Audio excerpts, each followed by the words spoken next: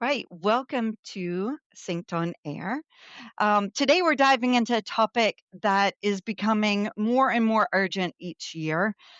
It's how we design landscapes in a world where water is no longer abundant. And I'm sitting here in South Louisiana where I think it's very relevant. We see a lot of rain every summer, all year long. We see flooding events and we're running out of freshwater aquifers. So I'm really excited to talk about the future of landscape architecture is water smart with Paul Mann. Paul, welcome to the show. Thanks for having me, Angelique. Great to be here. Well, I'm really excited about this because anybody who I've met before knows that I like to talk about water and how we're maybe not using it as smartly as we could, or we haven't used it as smartly as we could in the past. But, education sources like yourself and your founder of Water Champions and also Renova Academy, two organizations at the forefront of water reuse and efficiency. Do you want to give us a little background on those two companies while Sure, you're, be yeah, happy to. Yeah. Water Champions is a consultancy for designing and engineering water reuse and efficiency solutions. And I'll talk more about that as we get into it, but these are things that can reduce potable water use by 50 to 70% or more and really make our water go farther, which is what we're talking about in the face of climate change. Renova Academy was something we founded last year as an effort. We realized that the issue of water is where solar was 20 years ago, or at least the space of doing interesting. water reuse and efficiency.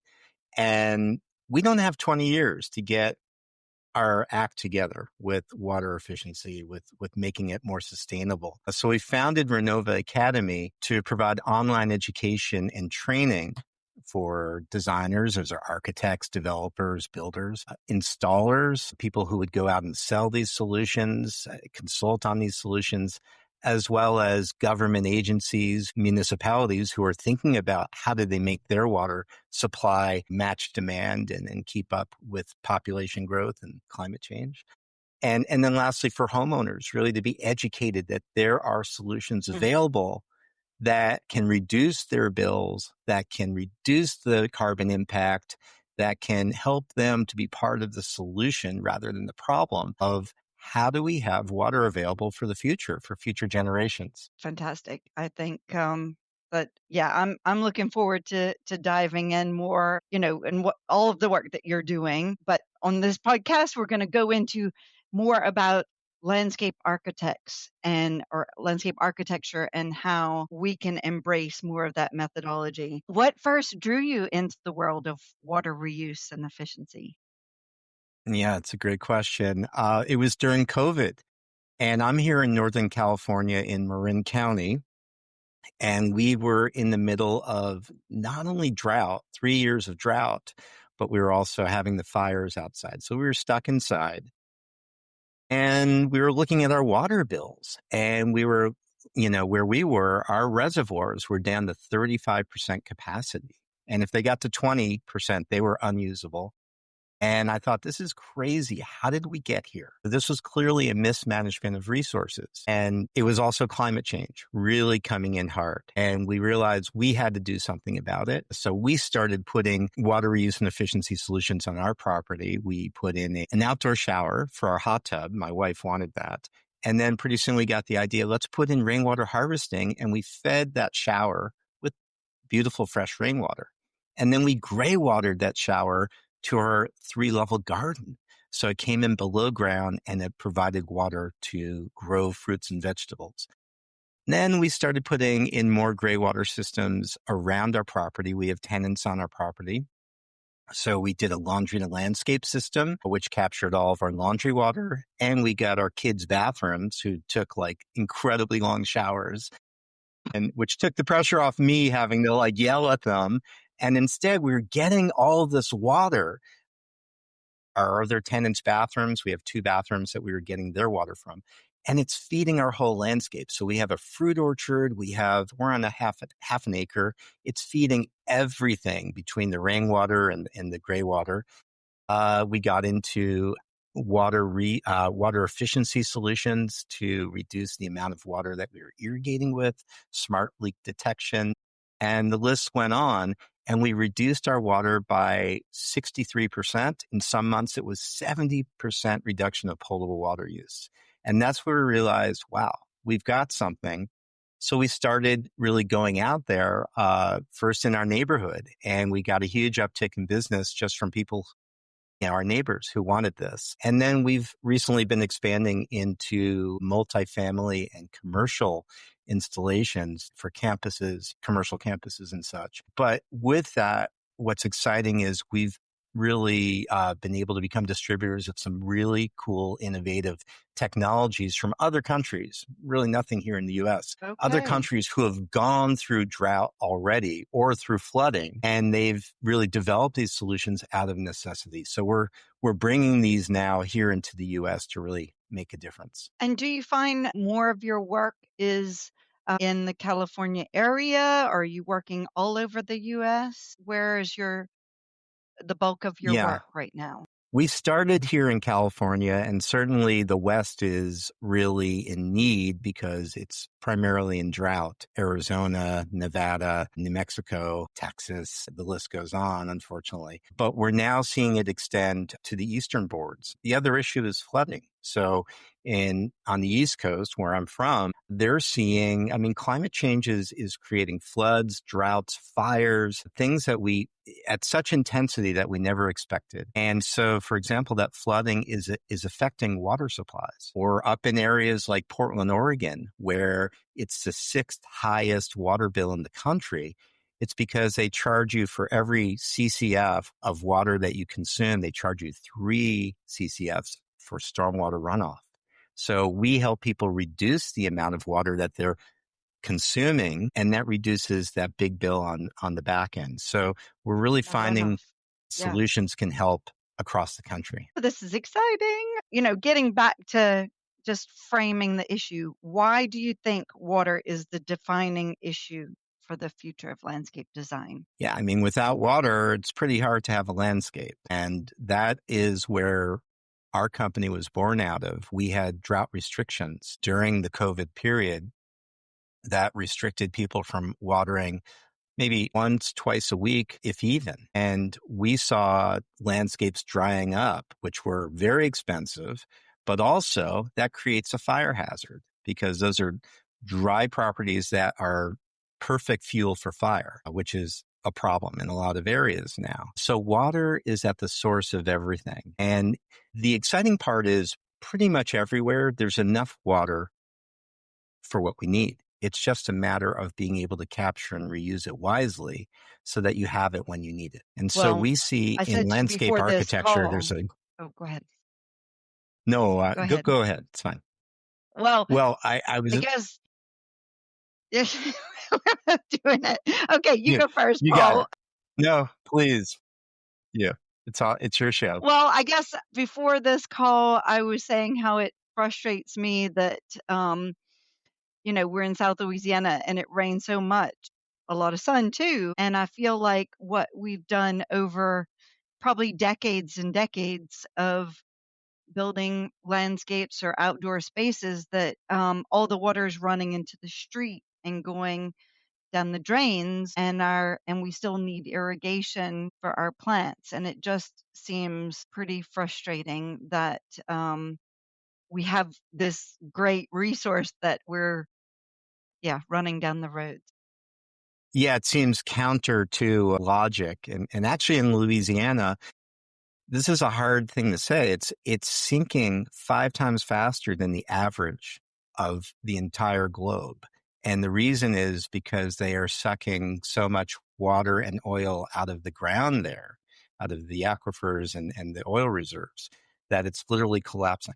And so logic would say, let's recharge those aquifers. And that's a lot of what permaculture is about, is let's slow spread and sink that water to recharge the groundwater. And it makes it nutrient rich for the soil. And of course, it prevents fires and it gives that stability to the plants, the landscape, everything that you're putting in. Think, at least in Louisiana, I know this is not the case for where you are, but I feel like we don't value it because it rains so much, and people don't realize that we're wasteful with water because we think there's so much of it. There's water around us, there's swamps, we're always crossing bridges of water, like everything points to the fact that water is everywhere, but it's not in our water aquifers, in our freshwater aquifers. And I think that's the thing that's not so obvious because you can't just see down there, is that we are depleting it quicker than we're recharging it. And it's a big problem.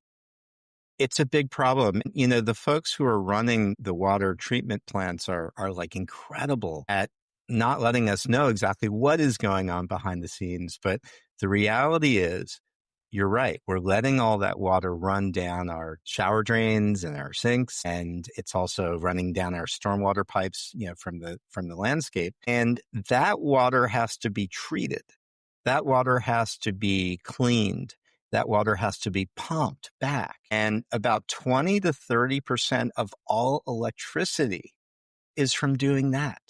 And so it presents a huge carbon impact to the planet, to the local community. Water is very cheap. We don't think about it. We don't see it. We don't value it. But I'll tell you right now that at least in the US, at least 40 states are projected to face water shortages in the next 10 years. And that's just here in the US. But right now, nearly 4 billion people face water scarcity around the world. So we're living in a little bit of a fantasy about water, and half the world is in a water stress situation.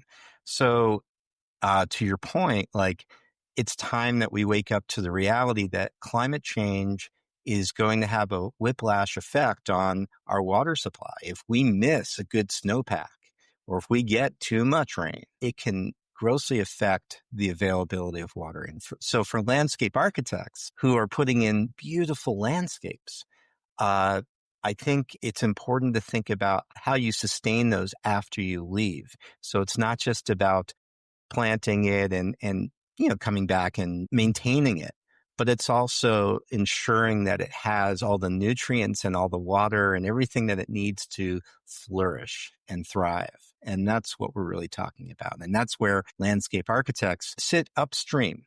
So in other words, you're either contributing to the problem or you're part of the solution of making water go farther in the landscapes that you're installing. And so it's an incredible opportunity to think about water as you're thinking about the landscape. Yep. Great. And building water Great. security, in other words. Well, and are there misconceptions about how much water landscapes really need to thrive? Yeah, I How mean, do you we see, go ahead? yeah, you see landscapes out there where people are watering them on a set basis, meaning they have a landscape irrigation controller. They set it for summer, they set it for spring, and it has a different cycle, but it's kind of set it and it does the same thing for 2-3 months. And so in a lot of cases, we're overwatering our landscape or underwatering the landscape because we're not looking at other things such as precipitation that's coming or wind that might cause spray irrigation to not hit the target that plants that it's supposed to hit, humidity and so on. So there are exciting new smart irrigation controllers. One that I love is like Rachio, and that's a great device that pulls data from over 350,000 weather satellites. It's accurate within 35 feet of where that device is. It has a 2-week forward view on the weather, and it basically gives you the ability to either manually set a schedule, like historically people have done for irrigation controllers, or you can go all the way to autonomous, self-driving. And it literally minute by minute is making decisions based on this weather data. So for example, if it's a windy day, it might actually pause your spray irrigation until that wind gets below a certain level so that it hits its target and That's doesn't great. spray out to the sidewalk. Yeah. It will look, if it knows that it's going to rain in 5 days or 2 weeks out, it's going to start to decrease the percentage of water that it's putting out to the landscape. These solutions, a solution like that, can reduce irrigation potable water use by up to 30%. And that's a huge number when we think about particularly some very large landscapes out Yeah. Yeah, that is huge. Um, what other, talking about landscape architecture, the planning before installation and, a lot of the things that we had an article just recently that we published, a landscape in Oregon, in Portland, that used a lot of dry riverbeds. And again, it would, the goal of this was Todd Blossom, of their company. And I think all landscapes in Portland have to, soak in where the water falls, that's where they have to absorb it, which is a great philosophy. And so they built this landscape to do that, and they had some beautiful water features at. I should say that in a different way because it sounds like it's a fountain, but it was a there. dry riverbeds, and it was a way to capture the water and soak it into the ground. What other methods can we plan into our landscapes to help? Sure, that's great. I like to say, first of all, look at where your water sources are when you first look at a property. So for example, there are three waters I think about in addition to potable water. That should be your last default. But I start with things like gray water. Can we grab water from the showers, the bathroom sinks, from the laundry, and either bring it out to the landscape raw as unfiltered gray water? It has to come in below ground into mulch basins, which are like little reservoirs by each plant? Or do we recycle it into germ-free clear water, which can also be used for toilet flushing and laundry and things like that? And it plugs into existing irrigation. So there are solutions depending on how you want to treat that water and the gray water and then bring it out to the landscape. The other thing we look at is rainwater. So for every 1,000 square feet of rooftop that you capture per inch of rain, that delivers 600 gallons of rainwater. So that means just in 10 Wow, inches, you've got that's a lot. 6,000 gallons. That's a lot of water. I mean, most people are like 6,000 gallons will really take you through a season. And especially when you couple it with other things. So very easy. Most people have the rain. They just don't have the storage. So think about capturing rainwater. The last one, and this is like the most easiest that's available for everyone, is the stormwater, the water that runs across that property. So we love to look at permaculture techniques to slow, spread, and sink that water.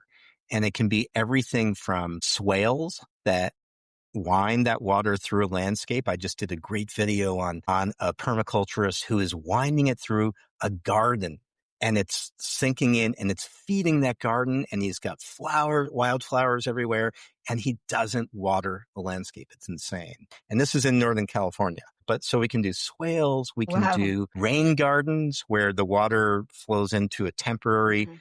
basin and then sinks into the landscape, and that's going to permeate the aquifer water table. We can do retention ponds. I think that's sort of what or maybe you were talking about a detention pond even, where we have a fixed pond of water, or a retention pond, which temporarily holds it.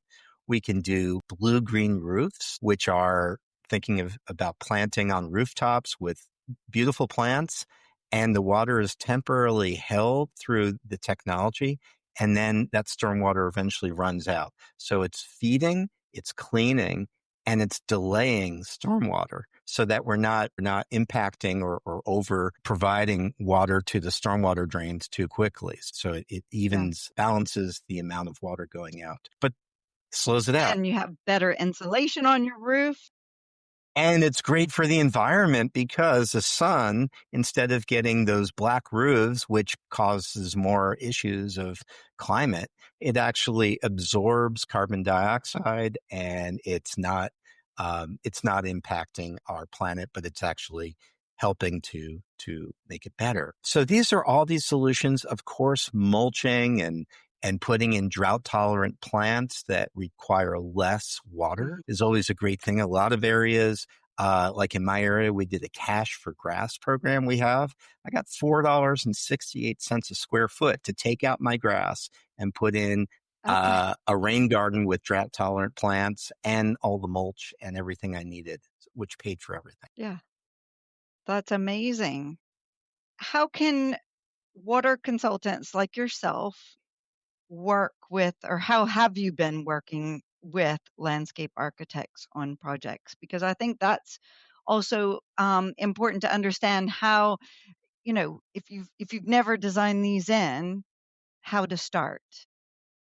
Right. And that's a super important point. Most people are confused by, it's new and there are so many components and they need to focus on all of their jobs. They have multiple clients and deadlines. And so they want to do it, but sometimes it just feels too daunting.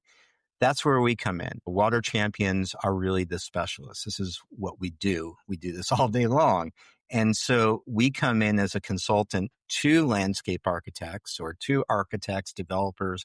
We love to be way upstream when people are designing homes. But if it's just, at any stage of a landscape, we can come in, look at what you're doing, go from that concept to full implementation. And we sort of have a playbook, which thinks about a lot of things that you need to know.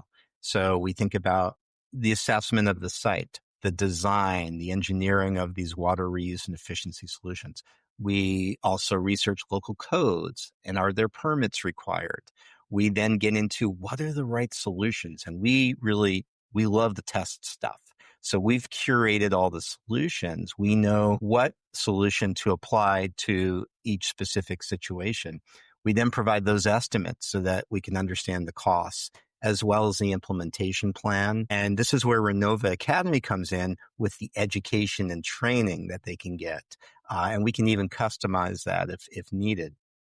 And then we assist them in the actual on-site implementation. So we support them as they're going along. So really think of it as we're kind of that glue that brings it all together and helps them to go from concept to completion with confidence. So one thing that comes to mind is, you're talking about possibly holding tanks or building, rainwater harvesting systems and tapping into the plumbing that, there's obviously an install cost, there's an upfront cost. And I think that probably, in certain states, it's easier to justify but it brings me back to what you said is very powerful. In 40 states, 40 out of 50 states are going to have a water shortage or a problem with water supply in the next 10 years. If it's still a hard sell and landscape architects want to do this, what do you have some financials or something that helps sell this to clients from a financial, Yes, because it is yes. an upfront cost, That's right. but it is urgent. 10 years Yeah, is a short yeah, time, really. yeah. Well, first of all, I just want to give everyone some ease who's listening to this. If you're a landscape architect, you don't have to know all this stuff. Landscape architects are in there and have the trust and confidence of the clients and their ears. And so all they have to do is bring the project to us. We'll actually manage all of that part for them with them engaged. So that's the first part. The second is to your question. Yes, we have found that we really need to tell the story of what this means when they put in water reuse and efficiency. And part of that story or dialogue, yeah, of course, it's about water security and sustainability and those things that are wonderful, but it also comes down to dollars and cents. And so for every project, what we do is we calculate over a time frame, 10 years, 25 years, whatever we want to do there, the cost savings the water and cost savings, meaning the reduction in not only water, but the electricity bills for having these solutions, the reduction in the water, as well as the carbon reduction, the carbon impact. And we put those into real terms that Okay. people can understand. But we also look at the ROI period. So a lot of these solutions will have an ROI in a year. Some are 3 years, some are 7 years. Really? It just depends. Yeah. And, if you have less people in the household or you're servicing, your systems aren't doing as much, sometimes it can be longer. So it really depends. But we'll quantify all that and really help the homeowner to understand what it means and why they should do this and what are the financial benefits of doing this to make their home more That is valuable, water secure. great. Yeah. Yeah, I think having that ROI really, um and yeah, because 'cause it'll change every situation. Everybody's property will be different, but having that ROI is really the strong selling point Yeah. with And the other good yeah. I was gonna say with the facility to have water, to save your water and have a supply for the future, I think is so Right. powerful. And I think two things I want to say to that is like people need to understand, or landscape architects need to help their clients understand that landscape they're putting in is an investment. And sometimes it's really big in terms of all those plants and the labor to put them in and getting the land prepared. So you want to protect that. It's like an insurance policy to make sure that there's always water for that landscape. The second thing I want to say is that the good news is, and you asked me what are the possible sources of water, and we talked about, rainwater, gray water, permaculture, or stormwater. But within that, there are also the ability to go from high cost solutions to very, very low cost. I mean, we can do a laundry and a landscape system it's in the hundreds of dollars. It's very cheap. So, it's Wow. easy to, really work with a client if we understand what they're trying to achieve. We look at how much water does this landscape need? And then we try to figure out, do you want to offset 20% of that water, 50, 70, or more? And then we can design the system to it. But anything, start with something, even if it's just a simple laundry to landscape solution, that can have a huge impact. That's awesome. It's great to have the figures, of it can be in the hundreds of dollars of a solution and save so much. When we were preparing having you on the podcast, you said that we can design for a reduction of half of the water used on site. I mean, is that been I guess you have measured this and that's the kind of return that you're able to provide on these projects. Yeah. Is I that mean, right? you can do That's more. yeah. I'll give you an example. At a larger scale, one that I love is out here. Google started their Google Visitor Center. They launched it last year, and it captures 720,000 gallons of rainwater. They process all their stormwater, and they treat 85,000 gallons of gray water per day. They are now not only net neutral, they're net positive. They're producing 120% of the water they use. That means that they're giving away excess water now to the communities. And there's a heat factor when they're doing this. It generates heat as they're treating this water, and that's helping to heat homes in that general area. So it's I say 50 to 70% or more is like our baseline that we really try to get to for a home. And that's just arraying some of these solutions. I've done it easily on my property with just simple systems. And so it really, again, it just depends on what the homeowner or the building owner, maybe it's a multifamily home, who knows?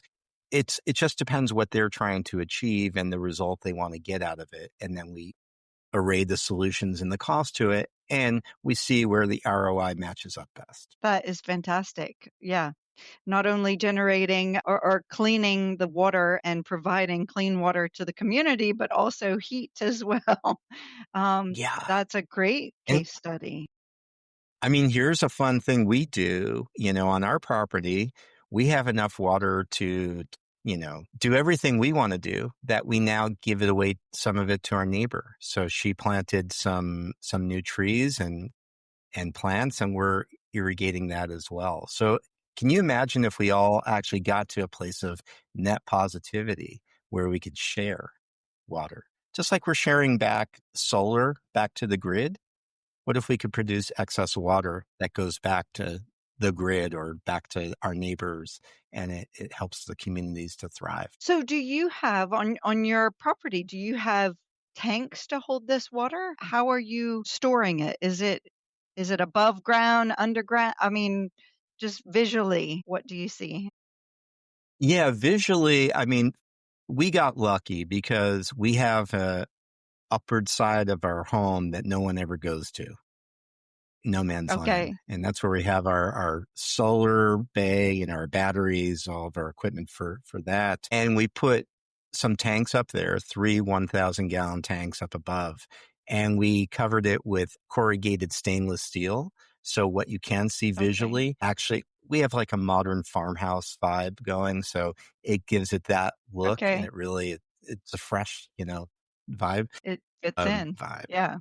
My son would yell at me for saying vibe. And then down below, we we have another tank. We wanted to double our capacity, so we added another 2,600 gallons this year. And that's just sitting at the very base of our property, and we're watching the trees and plants just start to cover it. It's dark green, it's blending in. So we didn't have the ability to, because it was, quote, a retrofit, we didn't have the ability to come in with machinery and all this stuff. So we did that very simply.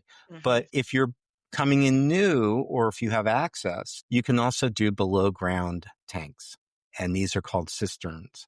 And all that you see is a hatch about this big, circular. Okay. That is the access hatch to the cistern, and you can cover that with a fake rock or plant around it or whatever you want. But that's a cool opportunity to store water below ground where no one will ever see. That works well with new constructions, with remodels, where they're coming in and really changing the landscape and bringing in big machinery. While you're in there, just dig a hole, drop that tank in, and we can connect that up to irrigation. But, above ground is still a very popular option. As I mentioned, you can cover it with things like corrugated steel, or you can plant around it. There are some really cool artists in the area. We're near the wine country, Sonoma, Napa. So people are like Nice. doing Yeah. these really cool artistry on them. But there are so many ways that you can or blend them into the landscape. You can build structures around them. That's a challenge for Mhm. landscape architects, is like, how can you create these beautiful structures, within the garden, within the landscape, where And they be in work, they keeping with the actually add house value. and Right. yeah, That's yeah. right. Well, and I think, yeah, having your own water source, especially in the drier states, is has to help you sleep better at night. Absolutely. I mean, yes, it reduces the bills for sure.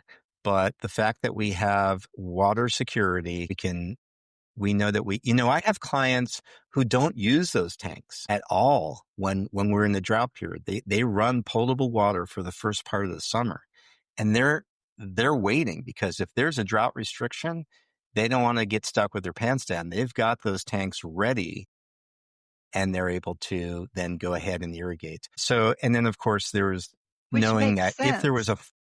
I was gonna say, it just makes sense with the unpredictability of the weather. It has been more unpredictable lately. yeah, Yeah, we don't know what's going to happen. The last thing that's really cool about these types of systems, I have a client who put it in just for firefighting. And so I mentioned that Rachio product. It comes in on your smartphone. That's a smart irrigation controller. We set up a zone for him, a perimeter zone and a rooftop zone, so that if the fire comes, he can get in his car, get out of there, but he can, on his phone, access and start that irrigation system to spray out the perimeter and soak the rooftop. And that's a very easy thing to do with these solutions. So it can become Yeah, multi-use in terms of, obviously you have to have a good pump. We put a larger pump in for things like that, but it's all possible, and you can run that thing. And these rainwater tanks always have a municipal water backup supply. So even after you run Okay. down your rainwater, there's always municipal. So that could go until the pipes burst upstream from fires. It can Yeah. possibly prevent and save a home during a big fire. Is amazing. And I love how integrated water is, to the whole house. Like you're talking about using the laundry water, the gray water in the landscape, and the tanks can save the house in a fire situation. It's very separate in a lot of cases. I don't know about the plumbing in the house. I only know about the outside. The landscaping's on the outside, but it is so important that our systems bridge those two and we make use of the water that we're throwing away, um, that can be used in the landscape, and vice versa, that the water that we're collecting could actually use to fight a fire on our house. So I love that connection. We're getting close to time. I just thought there's so much that we could talk about on this, but where do you see the future? Um, you're doing a lot for a lot of companies and campuses. What is the future for water smart landscapes? Where do you see this all going? And ideally, what does it look like in hopefully 5 years' time? Yeah.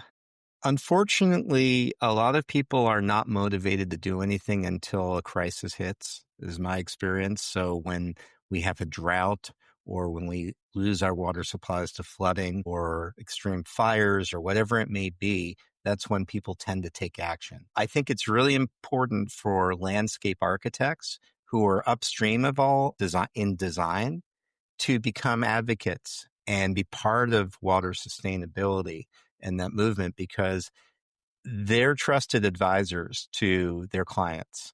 And so I think the future, as I see it, is we're going to have a problem, continued problems with water. Climate change is here. Water mismanagement is real. Population growth is happening. And all the ways that we're building and, screwing up the natural flow of water and the water cycle is contributing to the likely possibility that we're going to have some real problems as we go forward. So the future, as I see it, for this audience that we're speaking to, landscape architects, is to do exactly as you said, design water smart.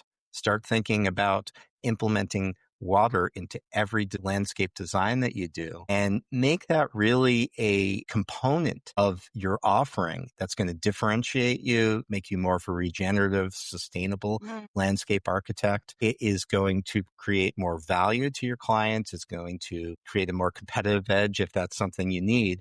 But the most important thing is it is going to layer on that component of water that ensures that those designs that you worked so hard, those landscape designs that you worked so hard to conceptualize and implement, last, and that your clients are happy and they will thank you at some point, because when those water restrictions do happen, or even if they don't, they're, the thing that I've noticed is that we are, as a society, becoming so disconnected with reality.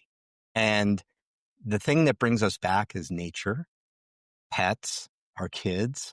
And so if you get your hands in the soil and you're planting things, man, and you watch that grow, whether you did it or you're the client who owns that property, you get to see that happen. And that's magical. And when you do that with water and you capture and reuse and you're more efficient with water, you connect with that as well. It's something that just inherently makes us more connected to everything. So the clients will thank landscape architects for not just that water security, but just that connection, and that they're able to feel like they're doing something beneficial in their community and maybe, serving as an example, and hopefully neighbors catch on and it becomes more of a bigger community act that protects and sustains our water supply for generations to come. Yeah, I love that. And I think we do need to, you know, not just to, I mean, you mentioned differentiating your services and differentiating yourself, but it goes deeper to the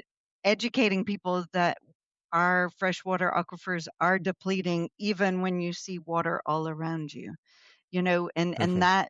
that education, is where you start, and then, but, we can help you with that. We can we can build your land to counter that and to help. And if we all do our part, it becomes very, very easy. If we wait for other people to do it, it could it could be too late by the time, I think it's taking that ownership and building for it today is what'll help us in the future.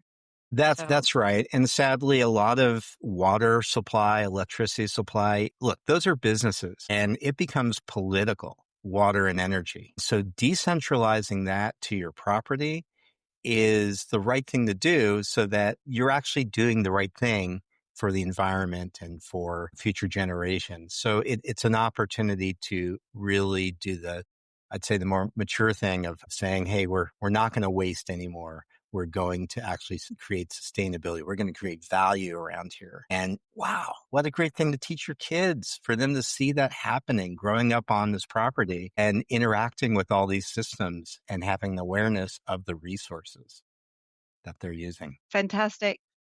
Well, Paul, this has been so great. We've loved having you on the podcast, and I think there's a lot more to unpack here. Maybe we'll have to look at, I'd love to see like a case study of one of your projects, and what you've been able to suggest and the options. And I think that, is a real concrete example of it, in action. So stay tuned, everybody. We'll hopefully have Paul on to talk about this more.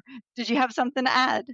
Yeah, I was going to say in the meantime, if anyone wants to see case studies, we have a ton of them on our website at waterchampions.com. And there's actually a tab for case studies. Fantastic. And those have all those metrics I was talking about as well as the whole story. So there's a great chance Perfect. to learn about that in the meantime. But yeah, I would love to share some case studies. It's fun, really fun stuff. Awesome. Well, I'll put the contact details for you, Paul, if that's okay, on our show notes, as well as the link to the case studies for those of you to dig in deeper.